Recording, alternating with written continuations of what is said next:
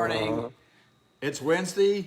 I'm Wayne. Welcome to Wednesdays with Wayne, brought to you by the Real Estate Business School, where you get your license and learn to use it. This is the learn to use it part. Before we get started today, the first thing I want to do is thank you for your time. And I do that because long ago, a friend of mine told me the most valuable thing anyone can give you is their time. So thank you for your time. I'll do my best to make sure it's well spent over the next minutes we have to spend together. Today, we're going to talk about this. So this just came out. And what we know is that the writer-philosopher George Santayana once said, those who cannot remember the past are condemned to repeat it. So we're going to take a look into the past. And the further you go into the past, the further you can see into the future, because the world is made up of patterns and trends. And once you establish, if you study patterns and trends, then you will know and be able to see the difference between an aberration and a pattern. I'm not interested in aberrations. These one-off events that are aberrated things that happen from time to time. What I'm interested in patterns. Where are the markets going? Do I need to get in or out of the way? So we're going to start with this, the Depression, the Great Depression of 1929, the S&L crisis, the recession of the 1980s, and the 2008 financial meltdown all have similar circumstances in common. And these are patterns and trends that once you understand the basic underlying fundamentals of our economy and our financial system, then you too can get very, very good at predicting what is going to happen next. There are a lot of people right now are wondering this very thing. What in the world is going to happen? What's going on with this virus? What's going on with the economy? And what can I do about it? So today is going to be a condensed version of history according to Bucky. So what we're doing, this is Bucky Fuller, R. Buckminster Fuller, or Bucky as he would be called. We've gone through cosmography where we talk about the world power structures and a reign of darkness are about to be rendered obsolete. The invisible world power structures. So I don't know how many of you have ever had the thought, is someone who's in charge? Is it someone else? Is another game being played? Is there something I don't know? Is there another set of rules? You know, as Warren Buffett once said, you know, if you're sitting at a table and you don't know who the loser is, it's you. So now we're going into Critical Path. This is Bucky's one of several books he wrote. This was written 6 weeks before he died. So we're going to be picking up the economy from the Revolution to World War II. Then next week we'll go from World War II to today. And we're going to answer these 5 questions. The first one is, where's our gold? The second one is, why are we off the gold standard? The third one is, why are so many U.S. corporations headquartered in other countries? Why are so many of our Fortune 1,000 U.S. corporations, why are they headquartered in other countries? What is the health of our economy, and what should I be doing with my money? We'll do our best to answer those. So first, I'm going to give you these patterns and trends. What has happened financially to this country, and what can we each individually on our own do about it to protect our families? Okay, so I'll start this. I'll do my best to get through this. It's going to be rather lengthy, so please take notes and let me know if you have any questions. When the revolution was over, Alexander Hamilton was arguing before Congress that it was not the intention of the signers of the Declaration of Independence for the nation to have any wealth. Wealth is something that was in the land which belonged to private individuals, mainly landowners with king-granted deeds to hundreds and sometimes thousands of square miles, as compared to the colonists' few hundred acres of homesteaded farms. So Hamilton was saying the government should not own any wealth. They shouldn't have any money. He went on to argue that the government will need money from time to time. It will borrow from the taxpayers, and the taxpayers will be taxed to pay it. So they'll borrow from the local banks the landowners owned, and taxpayers would pay it back in the form of taxes. And he says this is where the century-and-a-half long game of wealth poker began, with cards dealt only to the great landowners by the world power structure. So what happened is the very powerful people had their land given to them by the king. And the king, the church blessed these deals, and the deed processing produced a vast number of court decisions and legal precedent based on centuries and centuries of deed inheritances. The landlord's deeds evolved from deeds originally dispensed from deeds of war. So deed used to be a verb. You took someone's land. The kings would take other people's lands, bring the church in, claim it as their own. The church would bless it, say God gave it to them, and then they would take ownership of the land. And that's how the great land game started. Then the great landlords would loan out portions of their lands to sharecropping farmers. So the landlord had his tithing barn where they stored all the grains that were collected in the baskets. And the baskets was, the word fiscus is Latin for basket. Thus we have the word fiscal year, which means a financial year. But it came from Latin basket, where the fruits and grains were stored by the sharecropper before they split them up with their landowner. But he says the real payoff, of course, was in the crops. That was the wealth. So as we know from Bucky, we have this wealth is the ability to survive blank number of days into the future. And the land was creating wealth because it provided food to provide wealth into perpetuity as long as crops were grown there. So then he goes on to say when he was young,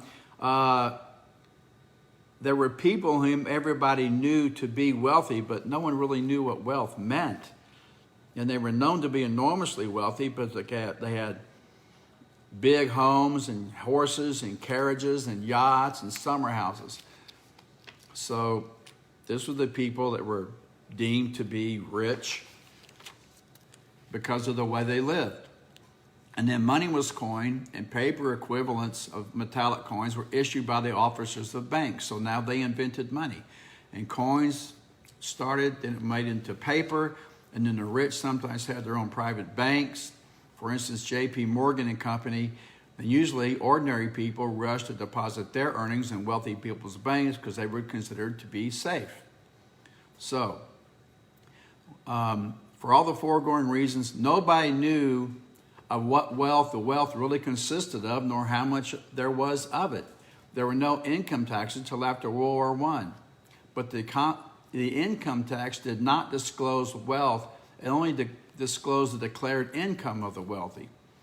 So the banks were capitalized based on the equity in the land. So the landowner would say, this is how much equity I have. Equity, as we know, is fair market value less debt. If you take the fair market value of any property, you subtract the debt from it. The difference between those two is your equity. So the landowners would say to the banks, this is how much equity I have in my land. The banks would say, okay, open up accounts. And the rich were allowed to trade and borrow based on the equity values of their properties, and they told the banks what they were worth. So no one really knew. So the rich get richer and the poor get children was a popular song of the early 1920s. He goes on to write, the wages were incredibly low, and the rich could get their billings for a song, and people with many servants for another song. But as with uncalled poker hands, nobody ever knew what the wealthy really had. So he said, I was comfortable. There were a lot of rich people around me. And then we came to World War I. Why was it called the First World War? It was called the First World War because up until that time, all the wars had been fought in an era when land was the primary source of wealth. The land was the wealth because it produced the food essential to life. In 1810, only 5 years after Malthus's pronouncement of the fundamental inadequacy of life support on planet Earth, the telegraph was invented and used copper wires to carry its message. This was the beginning of a whole new age of technology. So, Thomas Malthus, 1810. So, early on, centuries ago, the British, that tiny little island, knew that whoever controlled the world's sea lanes would control the world. So they began to explore with their ships. And to limit losses, they create corporations. And there it was called so-and-so Proprietary Limited. In America, they're called corporations. And they're designed to shelter the landowners from liability. So you may lose your investment, you may lose your merchandise, but you weren't going to be personally responsible for the losses. The wives of the dead or drowned sailors could not come after the owners of the ships for losses or monetary damages. So this set up a series of protection for the business owners so they would continue to invest and take these risks. Because of these around-the-world travelings for centuries that the British did, in 1805 was the first time in the history of the world we had an inventory of all the world's resources. And Thomas Malthus looked at those resources and he says, the resources are growing arithmetically, but the population is growing exponentially. So he said, pray all you want, we're going to live out our later years in want, lack, limitation, and need, because there's not enough life support for everyone. This was created Malthusian economics, fundamentals thought of scarcity, allocation of scarce resources. That's the definition, still taught today. The problem is there's no such thing as scarcity. It only exists in people's minds. So if you understand leverage or doing more with less, you understand that there's no such thing as scarcity. But this is what he said. So in 1810, after only 5 years, he's announced this. The telegraph was invented, and copper wires were invented to carry its messages. And Bucky says this was the beginning of a whole new age of advancing technology. The development of non-rusting, hermetically sealed tin cans made possible preservation and distribution of food to all inhabited portions of planet Earth. World War I was about tin, T-I-N, the metal tin. The applied findings of science brought about an era in which there was a great increase of metals being interalloyed or interemployed and mechanically, chemically, electrolytically. Metals greatly increased the effectiveness of land-produced foods. So metals weren't under the farms; they were in the mountains. So these metals in tin came from all over the world. So, for instance, tin cans involved tin from the Malay Straits, iron from West Virginia mines, and manganese from southern Russia. So it was the transportation of metals that became more important. So whoever controlled the sea lanes, controlled the metals, controlled life support. It was the high seas, intercontinental, international trafficking in these metals that made possible the life support effectiveness of both farming and fishing. The high sea trafficking was mastered by the world-around line of supply controllers. The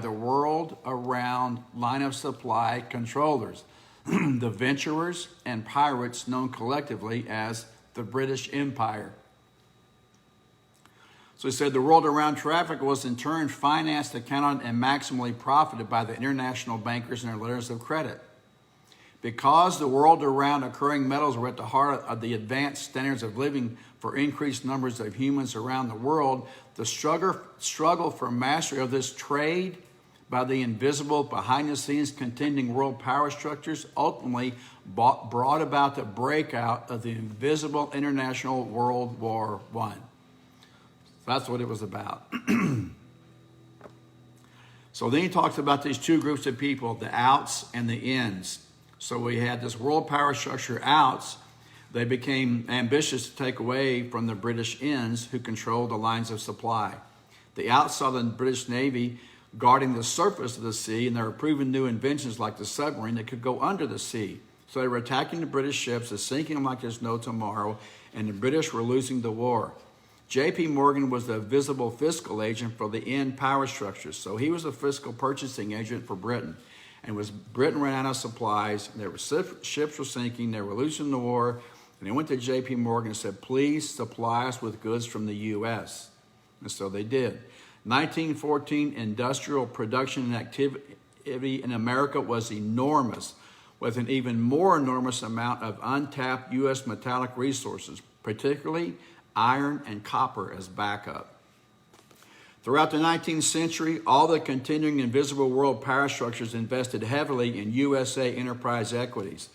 Throughout the 19th century, the vast sources of USA plus the new array of improved European industrial tooling, North American economy established productivity like the world has never seen before. They took all the industrial machinery that had been invented in England, Germany, and France, and Europe and reproduced it and improved it and made it better and better, and productivity went through the roof. 1914, World War I started in the Balkans and was joined by Belgium and France on the European continent. The British Isles represented the unsinkable flagship of the high seas navy of the master of the world oceans line of supply. The problem is they were getting blown out of the water.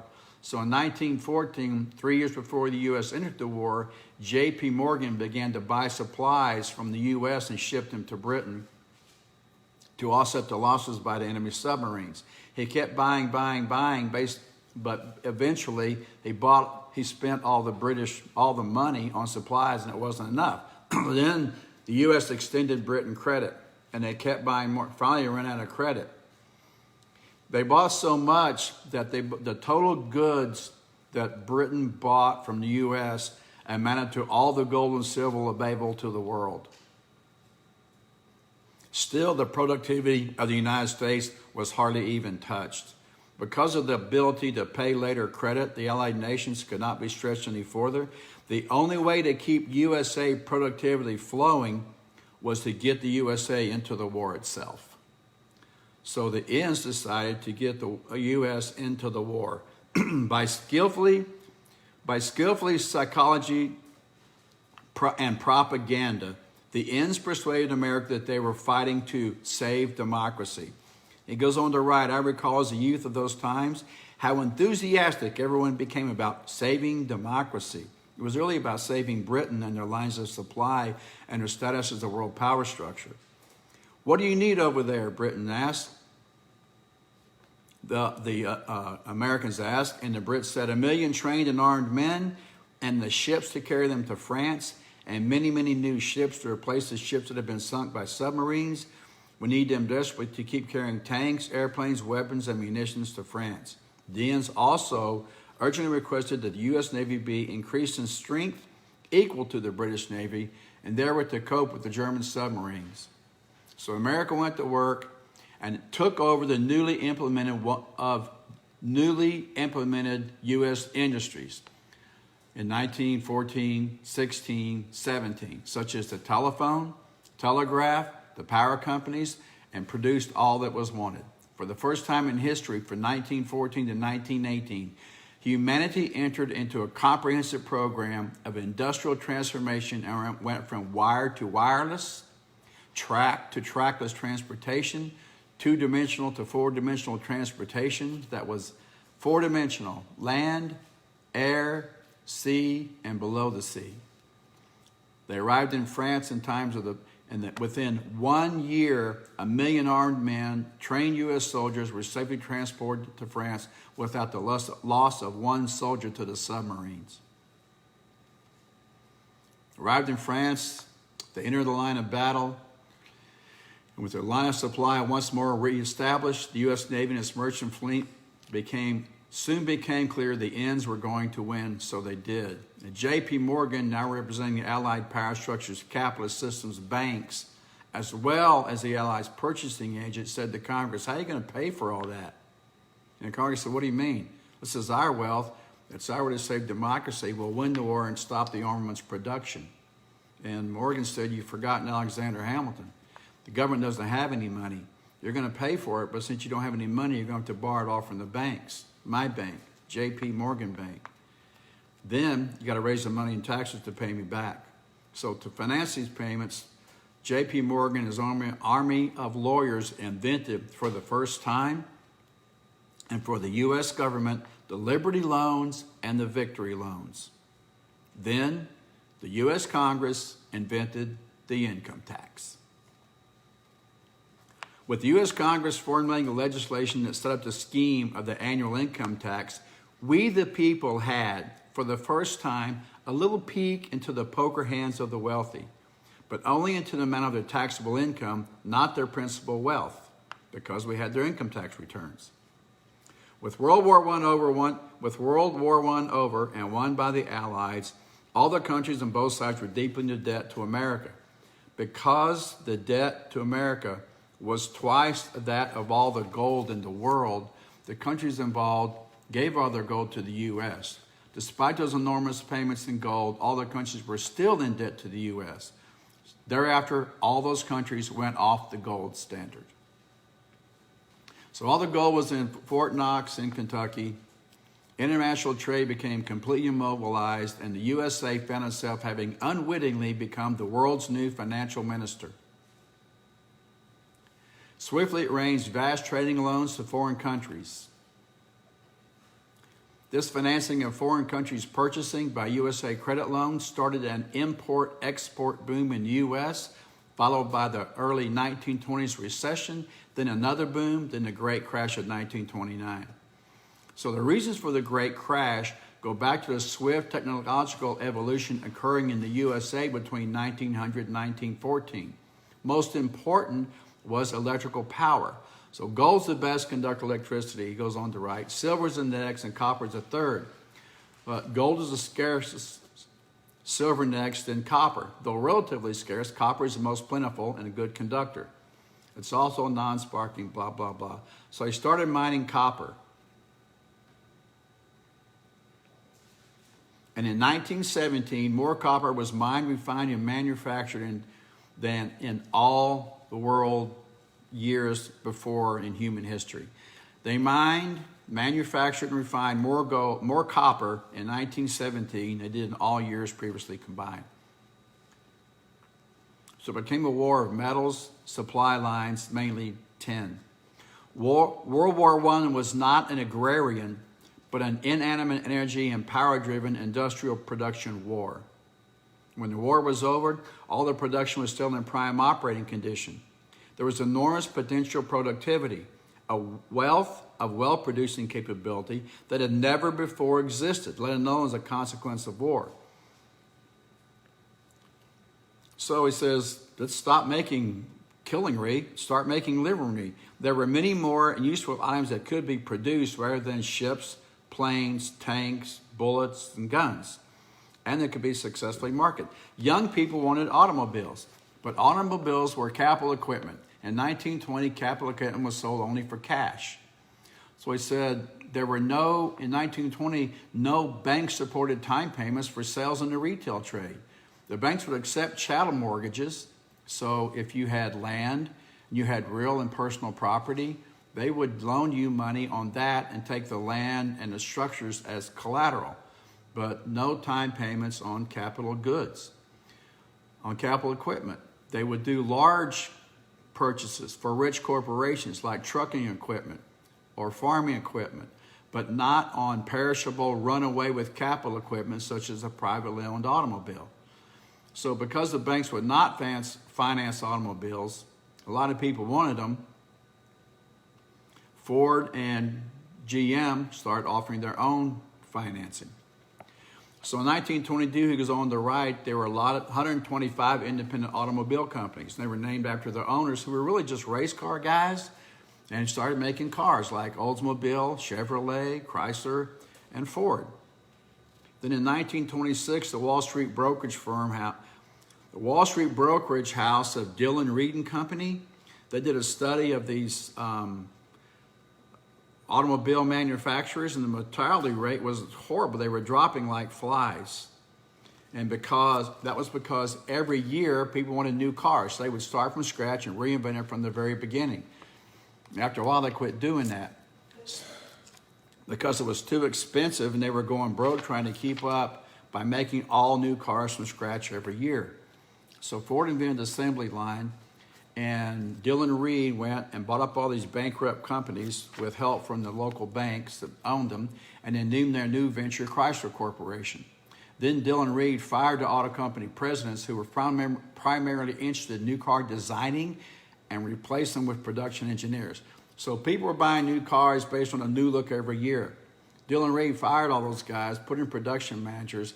Then Wall Street followed suit, fired all the designers, put in their production managers, and then they set up this Madison Avenue advertising industry, and they hired artists to draw these beautiful, superficially different cars. So they changed the skin, the fenders, the headlights, the bumpers, but the guts of the car were the same. The frames, the chassis, the engines, the brakes, all that.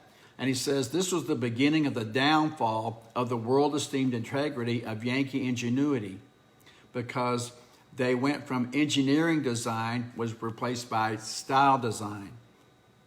In the late 20s, then, General Motors instituted their own time financing corporations. The bankers said, let them finance those autos. We don't want to go around trying to repossess banged up autos when owners in default. They don't want to do that. It's immoral to buy automobiles on time, they said. What the banks did like to support was tractor-driven farm machinery.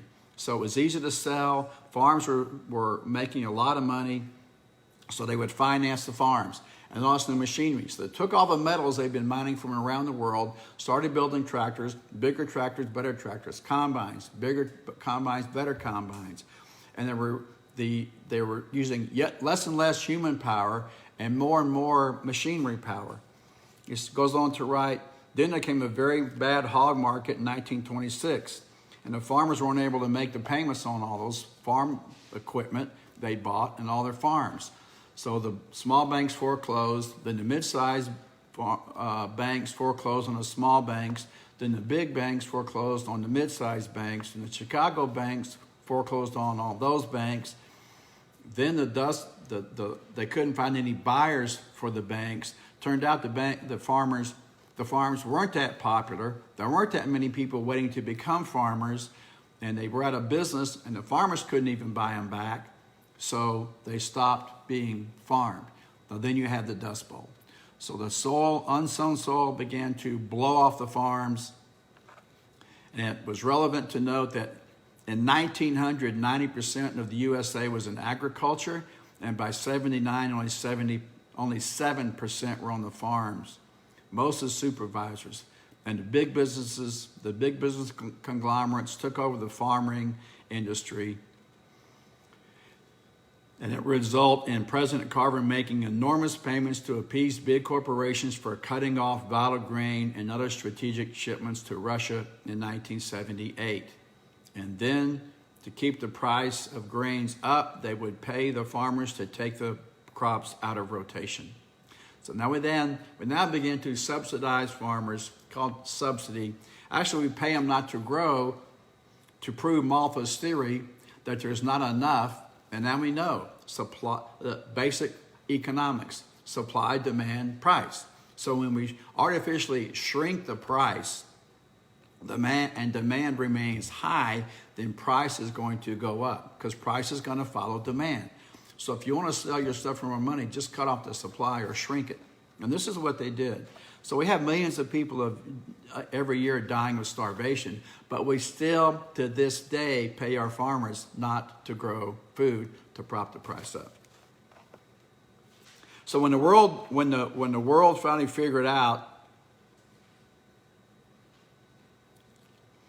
that that these banks were in trouble and they were all going broke, small bank runs began. And in 1929 was a great crash in the stock market. All business went from worse to worse. Unemployment multiplied. Prices steadily dropped. Nobody had the money with which to buy. Bigger and bigger banks had to foreclose the smaller banks until finally in 1933 there came one day in which 5,000 banks closed their doors to stop the run on their funds. People were dismayed, both individually and collectively helpless to do anything to combat the economic collapse. Think of today. The economy had gone to pieces. People did not parade and protest. They became so low in spirit and listless that they just sat around silently in their homes or in public places. New York subway stations were filled with people sleeping on the concrete platforms and stairways. No religious organizations were willing to let people sleep in their churches. So they wiped out all the banks, and then it got so bad that the U.S. Congress voted to accelerate by 4 months the presidential inauguration of Franklin Delano Roosevelt, who, within minutes after taking the oath of his office, signed the bank moratorium, which momentarily suspended the acknowledgement of the death of the wealthy landowners' banking system that had lost all or much of its depositors' money. About a month later, Congress voted to the President of the USA the ability to control all the money. Alexander Hamilton quoted the Founding Fathers: the U.S. government is not supposed to have money, own anything, or have any wealth. This is when it changed. The U.S. Stadium citizens Months later, the U.S. Supreme Court upheld that legislation. The President of the USA had the ability to control all the money. The USA citizens themselves and their government had become the wealth resource of last recourse.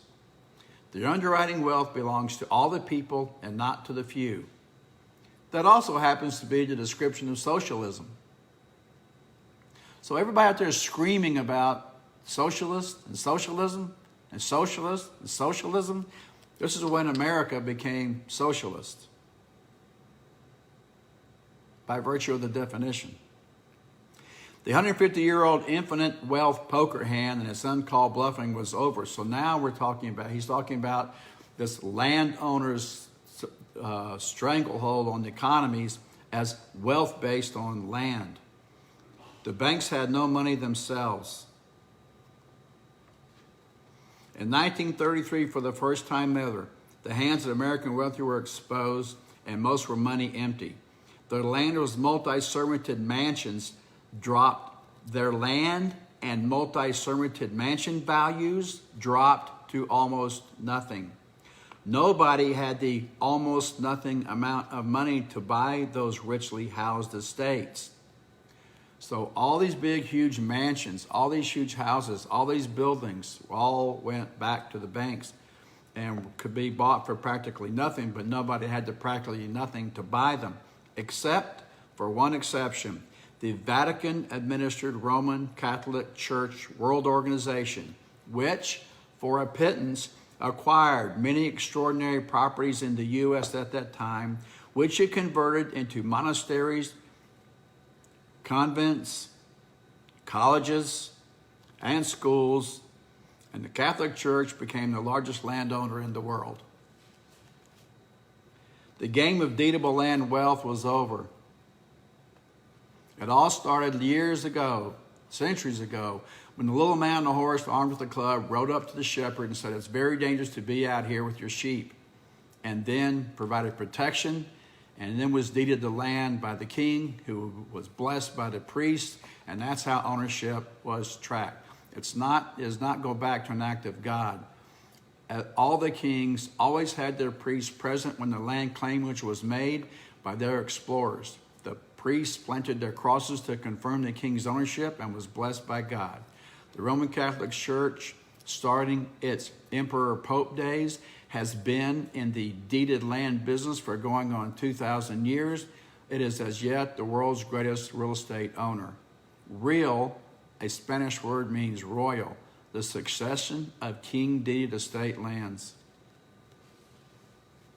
Roosevelt, so with the bluff of wealth over in 33, almost all business in America stopped. On the inauguration of Franklin D. Roosevelt, the emergency was so absolute that Congress voted unanimously for whatever corrective measures the New Deal administration prescribed. Like, FDR, just get us out of this. Whatever you think you need to do, go do it. So Roosevelt and his advisors said, one thing is clear. Despite the emergency, America abhors socialism. Americans don't like the assumption that everybody is equal. Americans are so independent, they don't feel at all equal. They don't like socialism at all, said the New Deal leaders. The fact that we, the American people, are going to have to guarantee our own bank accounts. The fact is that we, the American people, are going to have to guarantee our own bank accounts. People don't like to keep their money under their mattresses and prefer to put it into a bank. So we'll have to do what we can to rehab the banks. We, the people, acting unanimously through our government, are going to have to guarantee the safety of each deposit in the banks to a convincingly substantial amount, $5,000. This was 1933. Today it's what, $500,000? We will leave the bank in ownership of the management of the stockholders of those banks that, by virtue of presidential moratorium, are as yet theoretically alive, and hope that, without guaranteeing regulation and supervision, many of them will reopen and will be able to progressively accredit their depositors with some percentage of their original deposits. But let us not deceive ourselves.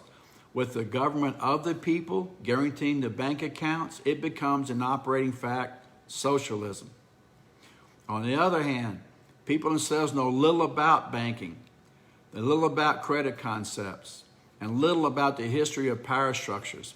They will not know they have adopted socialism, and since the government has not literally, physically taken possession of the banks, society will think well of we the people and the government guaranteeing the new deposits in the banks. Society likes the idea of a bank as a safekeeping device. People have always believed that when they put their money in the bank, it stayed there. They had no idea it went out on loan minutes after it came in. They were completely hoodwinked by the appearance of the banks as safe, fireproof, and robber-proof depositories of the earnings. Even today, in the last 20 years of the 20th century, people know little more about banks than they did during the 1929 crash or at the depth of the Depression in 1932, when all they knew was that they had lost all their deposits and most of them.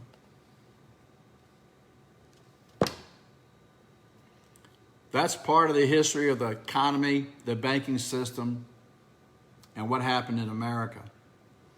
When the government controls the wealth and controls the issuance of the money, it's socialism. The New Deal was not trying to deceive the people of America, but was engaged in a rescue operation of the first order and was hopeful of not irritating the people psychologically by what it seemed was critically mandatory to accomplish. Paradoxically, the first people that irritated greatly were yesterday's rich. In particular, those who are as yet living on dividends and interest of the yet solvent industrial corporations' stocks and bonds. So they went out to discredit Roosevelt because they didn't like him.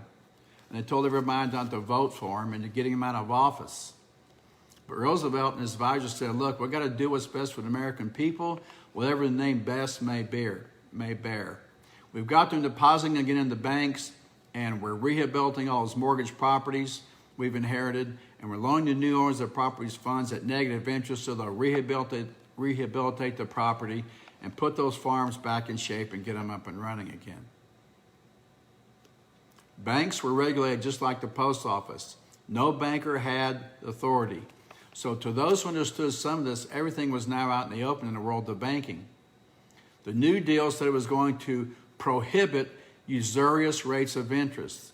The banks must earn enough to keep themselves going, but can only charge 1.5% for interest. So FDR started regulating everything. No banker had the authority beyond that of a postmaster. The New Deal completely separated from banking what Morgan and many of the private banks had been doing, taking deposit money and putting it into common stocks and even the banker's own highly speculative joint private ventures. Thus came the New Deal's Securities and Exchange Commission and the complete separation of banking and initial risk financing. So they took over the banks and they kicked J.P. Morgan out and they took all his executives out and they put him in jail. And then they had this big song of the time, Butcher, Baker, Candlestick Maker, which I won't read to you because it's really, really long, but funny. So if you get a chance, Google it and read it. Butcher, Baker, Candlestick Maker. So I'm giving you the history of economy and finance so you can understand what's happening today and get a clear idea of what's going to be happening soon. To accomplish their restartings in all areas of U.S. economic system, the New Deal also set up the Works Progress Administration to get people jobs and the Reconstruction Finance Corporation to get the big industries going. So it was a huge, massive bailout.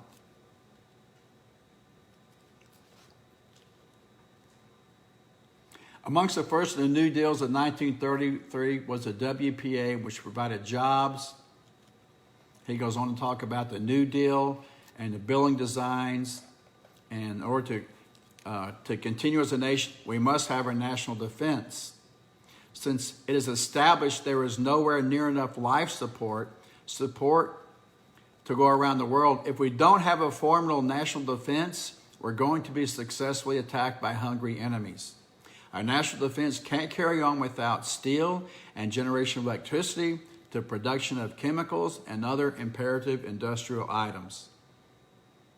So FDR soon concluded that all these industries, and he handpicked them, would be defense industries, necessity or essential industries, and they would be the prime contractors. The prime contractors must be kept going at any cost.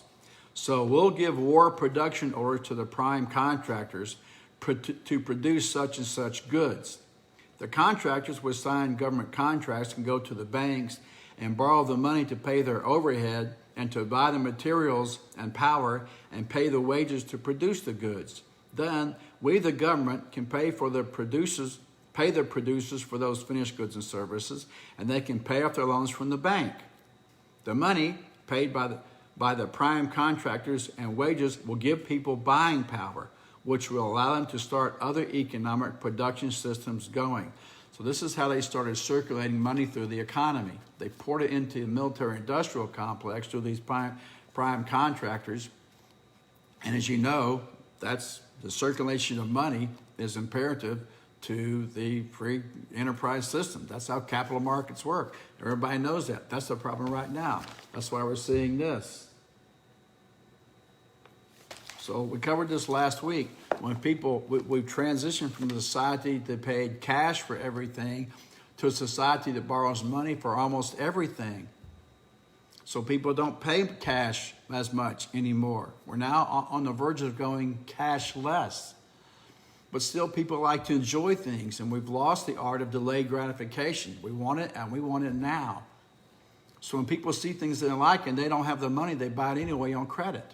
So when people buy things they don't need with money they don't have to impress people they don't know, the government calls it an economic recovery. That's how twisted up it is. If you don't believe me, just watch the news. You'll hear the phrase, consumer spending is up. So when we spend like that, it puts money back into circulation. That's what the economy needs.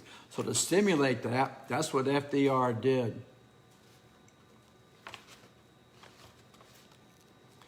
The FDR's USA Treasury,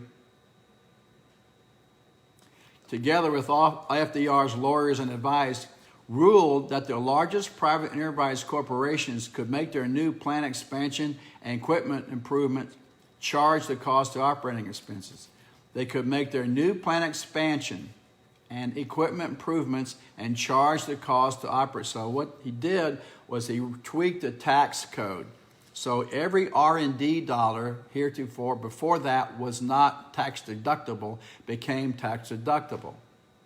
Then he said any expansions could be relabeled as cost on the income tax return and would then become deductible. Any equipment purchase could then become deductible.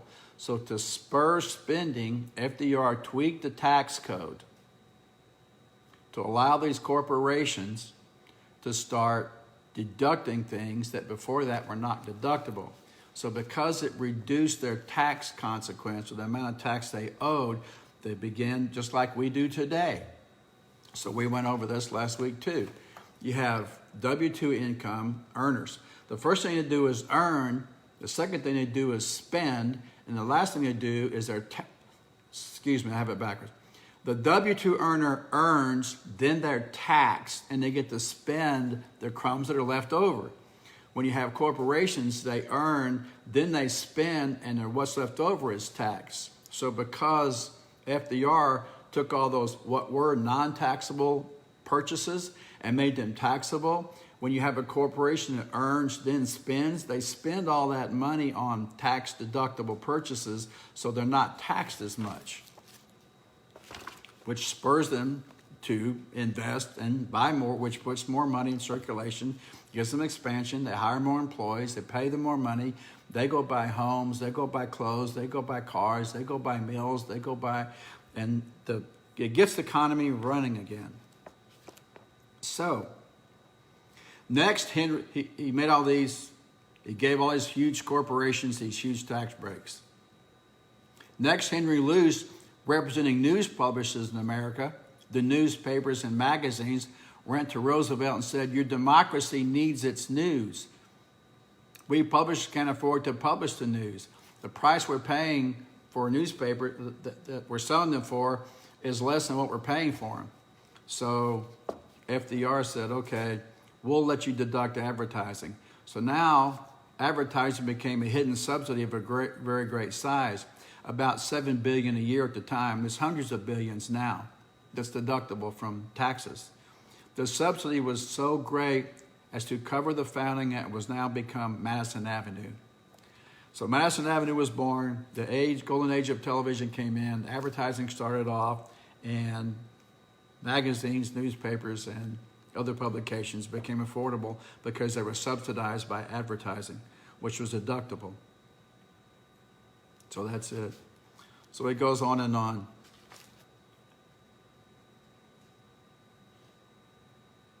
So we'll pick this up again next week, and we're going to finish answering the questions. Why are so many of U.S. corporations headquartered in other countries? Where's our gold? Why are we off the gold standard? Why are so many Fortune 1000 U.S. corporations headquartered in other countries? What is the health of our economy, and what should I be doing with my money? So hopefully, if you go back, I started on page 79 of Critical Path. So if you want to pick up the book and follow along, you can pick it up from there. And we're on page 96 now. What we're going to go into next week is what happened after that. Because what happened after that is when America got ripped off. And America continues to be ripped off. And you're going to see it. And once you see it and understand it, you'll be able to understand more of how the economy works, your role in it, and what you can do going forward to take better care of yourself.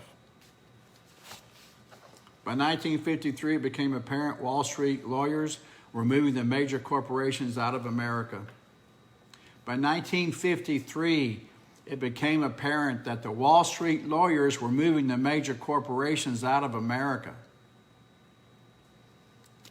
So it's illegal for Americans to own gold, but we have foreign aid. And foreign aid, when we deliver foreign aid to foreign countries, we give them gold to pay. We pay it in gold. At the time we did. And those countries that we gave foreign aid to, in the bill for the foreign aid package, what they had to spend a certain amount of that money on and in U.S. corporations. So the corporations left America and went to the countries to receive the foreign aid we were sending over there. Guess how it was paid? In gold. So we'll go into it more and more and more next week. And this is the book, Critical Path. So I'll end the way I started. First, I have a question. What if everything you know is wrong? Okay, I'm not saying it is. I'm not a conspiracy theorist. I'm just giving you history. These are facts. You can decide for yourself how to use them. We're going to a whole different era now. This whole global Chinese coronavirus pandemic has thrown the whole world into a state of disruption. And my sense of it is there will not be a rubber band snap back the way it was situation. It's going to change. The future is not an extension of the present. We'll be going into a whole new era. We were already headed we went from agrarian to industrial to information. Now we're totally, completely in digital age. And what this has done is accelerated the direction we were headed in anyway. And now we're accelerating acceleration. And what we're finding is that we can do things we thought we couldn't do. And Bucky would call this emergence through emergency. So humans traditionally, when they're backed into a corner, will figure out how to come out, not just surviving, but thriving, emerging through emergency. We're in emergency now. And what we're going to see is some of the brightest minds in the world with some of the greatest ideas. Most of them typically come from America. That's the pride that I have in this country. The really, really brilliant minds in this country. And the world's problems we've solved and the products and services that we've created and deliver around the world is incredible. And we're going to see a whole new area of that as we transition from physical to metaphysical, from visible to invisible. This is what's wiping out the middle class. This is why their wages aren't increasing, because they're being wiped out by technology. They have no idea what's happening to them. But it's this generalized principle called leverage of doing more with less. If you understand this, then you understand there's no such thing as scarcity, because we're always doing more and more with less and less, to the point where we do everything with nothing. We don't need farmers anymore. So now there's less than 2% of the population in farming. But those 2% can produce over 100% of the world's food needs. And so you can go industry by industry by industry that are gone. Businesses that are gone because of this principle called leverage. It applies to me and applies to you. It's just like gravity. It's a generalized principle operating in the universe. It applies to all of us. So you can argue with it, or you can argue with gravity if you want, but step off the building and you'll discover it's a fact. The same thing with leverage. It's the same thing. So you can watch this video if you want when this session's over, just while you're at on your mobile device or at your computer. Just watch Humans Need Not Apply. Humans Need Not Apply. It's about 3 or 4 years old, so of course it's already super dated. But what they're saying is there is 45% of the jobs in America will be replaced by robots in the next 5 years. It's 3 years old. That gives you 2 years. And there's some really good examples in there. So all I'm suggesting, ladies and gentlemen, is that the future is not an extension of the present. We're all in a huge global paradigm shift. And when a paradigm shifts, your past success guarantees you nothing. Everyone goes back to zero when the rules change. Everyone. Your past success guarantees you nothing. So what are the new rules? What's the name of the game? How do we not just survive but thrive in it? That's what we're going into. So just ask yourself this question. What is impossible to do, but if it could be done, would change everything I do, would change everything for the better? What is impossible to do, but if it could be done? Because we're doing a lot of things today that people before us said were impossible to do.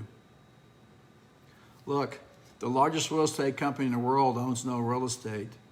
The largest transportation company in the world owns no vehicles.